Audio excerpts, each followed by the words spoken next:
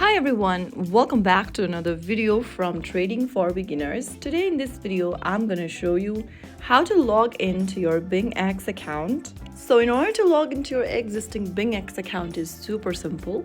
All you need is your credentials and you'll be good to go.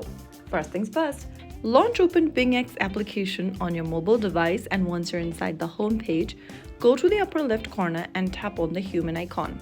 Now from the expanded menu, click on Login. In the login area, you'll need to enter your registered email and click on Next. Now in the password box, write down your correct password for your account.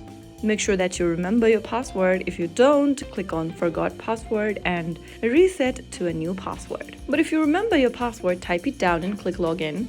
You'll then need to verify your account by entering the 6-digit code sent to you via your registered email. Go open up your email inbox and open the email from BingX. Copy the code that you received, get back to BingX app and paste in the code right there and click OK. Soon after you do that, you have successfully logged into your BingX account just like that. And that's it. You are now ready to explore the trade confidently, stay safe, trade smart, and have an amazing day.